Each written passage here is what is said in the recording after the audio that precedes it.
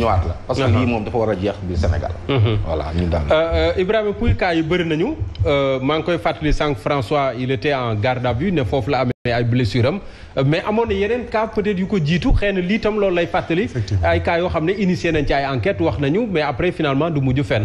waaw Simon maa ngi nuyu der bu TFM bi daf jàkkaarloo mu ñuy suivre de passage nga baalati ma dafa am benn manipulation boo xam ne am na ci d'abord moom laay njëkkee. de la part de. bon ci réseaux sociaux lañu gis ne. dafa am benn Camerounais dañ ne bind Cameroun la mort d'un détenu anglophone menotté sur son lit d'hôpital provoque l'indignation. photo Camerounais boobu nga xam ne moom moo dee te ñu menotté ko ci lala moom la gars yi jël dugal ko ci réseaux sociaux yi. ah bon. weccoo ko. François Makabu di ko tasaare. naan voilà c'est que. moom la ñu jël photo am kële. di ko illustrer kii di koy féetali kii naan justice Sénégal lii la ñuy liggéey. donc il faut qu'on essaie aussi d'éclairer les Sénégalais que ne. parce que François bu ñu ko mënatee woon peut-être. amul c'est une bon duñ fi dugg di wax naan ay ñii ñoo ko def wala ñe parce que système de manipulation rek la. ñaare ba mooy par rapport ak li nga wax. dama ragal ne lii ci 3 rek lay mujjeewaat. parce que dossier yu mel ni yu bari ci ay 3 rek lay mujjee nañ ko casse 1 semaine 2 semaines. coow li ku nekk joxe AVM ñi joxe seen idée après on oublie ça suba beneen scandale amat c'est comme ça. benn mbir rek laay leeral tuuti Sénégalais yi nga xam ne ñoom ñoo nekk ci pratiquement yu mel ni bu amee ñoom lay dal. mooy citoyen lambda bi nga xam ne amul wéeruwaay boo demee ci kaso yi doo fa fekk doomu ministre. doo fa fekk doomu DG. doo fa fekk doomu opposant seetlu li ma la wax bu baax a baax. kaso yi boo ko doon visité. kaso yi ne Sénégal yëpp doo ci gis kenn koo xam ne parent bi ñu ngi ci gouvernement. wala ci ministre wala DG wala opposant yoo xamante ne am nañ tur. seen doom yi ñu ngi ci école yu mag a mag yi. di jàng seen doom yaa ngi à l'étranger. seen doom yi bu fekkee fii ñuy jàngee tamit doo leen gis parce que école yi ñuy jàng du leen permettre nga leen di gis journée bi waaye boo demee ci salon de VIP yu mag yi. fekk leen fa c'est pour dire que les citoyens sénégalais lambda bi nga xam ne à tout moment ñoom ñu nekk l'agneau du sacrifice. ñoom ñooy war di delluwaat seen xel xam ne politiciens yi nga xam ne ñoom la ñuy xeexal ba tax ndogal di leen di dab. benn côté duñ ko jar.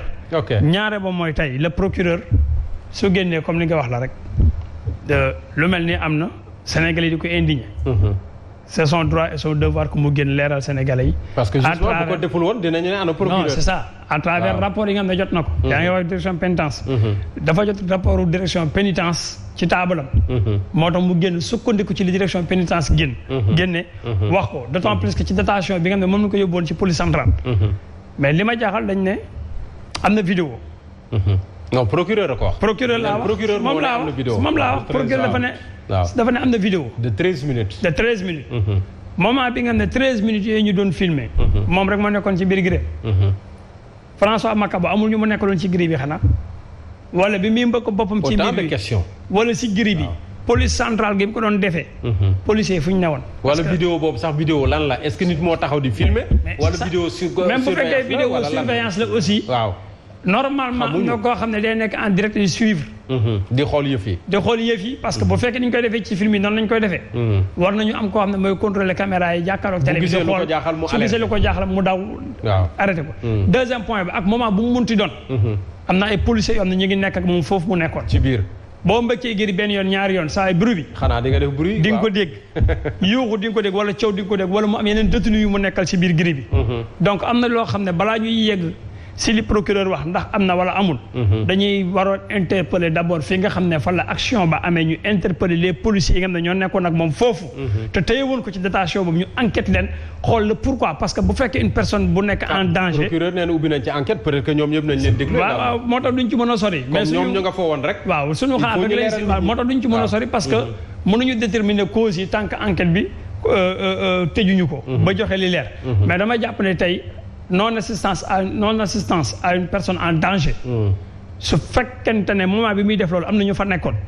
dama ne ñi fa nekkoon ñëpp dañ leen war a interpeller. d'accord poser wu la question le pourquoi moom moment bi muy def lii. ñoom yëguñu li xew wala dégguñu wala qu'est-ce qui se passe. donc et que ñu bàyyi xel ne aussi.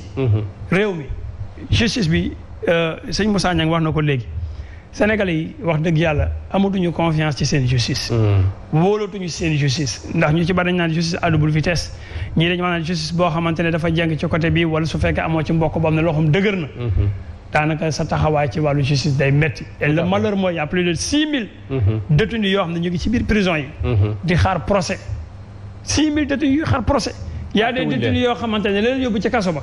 suñ la ko waxoon tey. waaw wallaahi nga yërëm na xam nga lu tax. d'accord dama bokk ci benn association bu ñuy wax ARP Ilhamu Salam.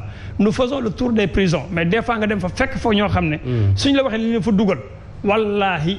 da ngay jooy. donc dañuy wax rek nañ fexe ba lii nekk mbir mu transparent ba sénégalais amat fit ak confiance ci seen justice. peut-être également aspect bi Bokar doon souligner sànq. mooy l'aspect un peu tout est politique au Sénégal. parce que quand même bu ñu leen jàppee moom François ak yeneen moromam en marge d'une manifestation d'une coalition de l'opposition xëy na lien boobu également day tax ba dossier bi gën a rëy. waaw xam nga tey li may fustiger rek. li nga xam ni moom personnellement moom lay naqarlu. waaw. mooy cette absence de solidarité envers la famille de Makabu. Tey tout le Sénégal devait s'indigner par rapport à cette situation. Parce que je me rappelle tey George Floyd. waaw ñu ko reyee ak ci avait ému tout le monde. dafa amoon benn ampleur. di am benn dimension mondiale. tey pourquoi pas li nga xam ni moom mooy am ci sunu prison yi. sunu policiers yi di ko def sunu homme de tenue yi di ko def. askan wi.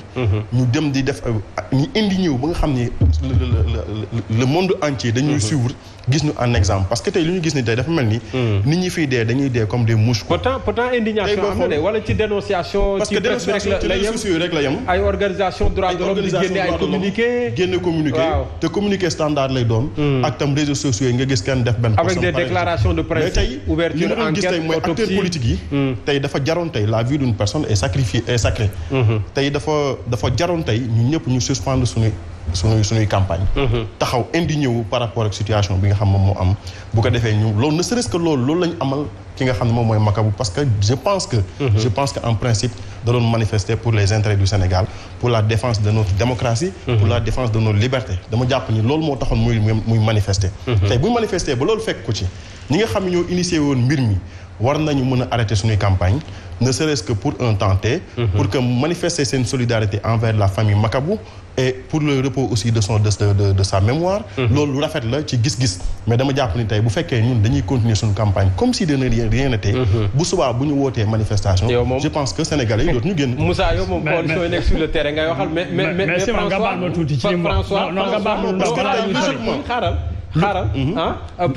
parce que François liñ ko jàppee woon tamit dafa xaw a garaaw. voilà fa laa jëm jàppuñu ko ci cadre manifestation. dañ ko jàpp ci cadre groupe force spéciale. on jàppuñu ko ci manifestation de. ça aussi il y a beaucoup de questions. jàppuñu ko ci cadre manifestation. ba ñu bëri xaw cee tey. il y a beaucoup de questions qu'on peut se poser par rapport à ça. waaw tey au mois de mars 2021. lan lañ doon wax ay forces occultes. waaw ay forces intérêts étrangères.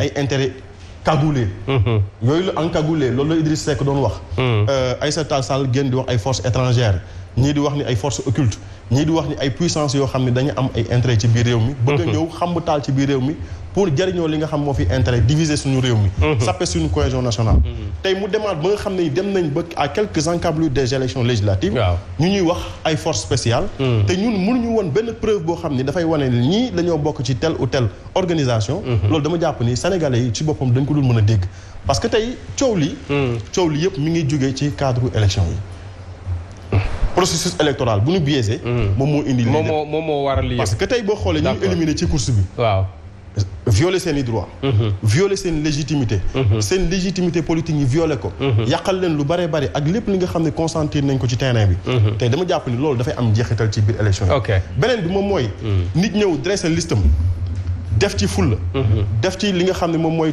courtoisie ñëw defar liste nationale ngeen ko liste nationale du bokk liste suppléante moom mooy dem liste suppléante boobu yow da ngay xam ne xel yow mi éliminer liste bi sénégalais yi duñ voter liste suppléante dinañu ñëwaat parce que loolu mooy c'est éliminer la coalition dinañ ñëwaat ci actualité boobu bu ñu duggee ci phase campagne électorale Bokar am na loo ci bëggoon sànni sànq ba léegi c'est juste par rapport ak li mu wax sur l'émotion sélective wala passagère sax parce que effectivement lépp lu fi xew rek nit ñi benn moment dinañ ko jël quelques jours comme après on oublie mais foofu il faut ñu rappeler aussi rôle lu organisation yi fi nekk fii am na ay organisation yuy militer pour les droits de l'homme RADDHO Ligue sénégalaise des droits humains il y a aussi la société civile sénégalaise Amnesty International est-ce que aussi taxawaay bi parce que mooy li ma doon wax sànq politisation wu espace boobu nga xam ne moom moo tax ba finalement day mel ni da nga far à gauche wala à droite c'est-à-dire day dem ba benn manque d'objectivité day dugg ci nit ñi mooy que ni tey nit ku wax rek ñu féetaloo la fenn loolu aussi c'est dommage parce que dafay bloquer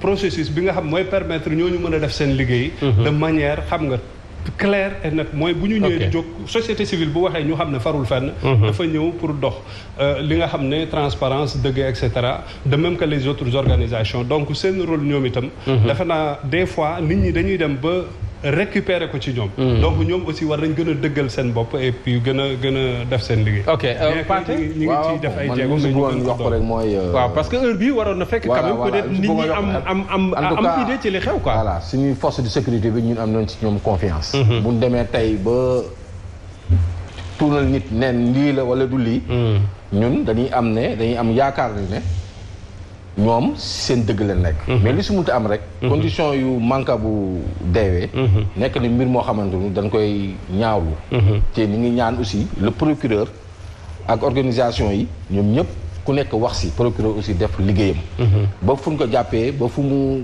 faatoo ñu def ay enquête mun a xam lan moo ko rey parce que ñu leen jàpp na Sénégalais yi Sénégal ñëpp a yem tey kumba ndey wala am kumba ndey voilà même bu nekkee sax terroriste la sax waroon na nekk dans situation boo xamante ne war nañ koo jàpp ba nga xam ne benn situation du am parce que quand même les détenus ont des droits yoo xam ne dañ ko war a respecter parce que voilà moo tax Sénégalais yi non c'est parce que Sénégalais yi peut-être ñoom ñi ngi xaar moment tey bi bu jotee ñoom ils vont réagir par rapport à cette mort surtout que y a des voix qui s'élèvent notamment peut-être dans les organisations de défense des droits de l'homme ne enquête bi pour mu impartial bu ñu ko dénk police parce que ci loxo dig la nekkoon donc bu ñu dénkaatee police mu war a def enquête est-ce que police tam du jéng est-ce que du protéger ay nitam yooyu également c'est énormément de questions waaw am na police si boppam am na beneen biir police mais est-ce que policier du am tendance jàppale mbokkam Simon bu dee dafa gis nga côté boobu waaw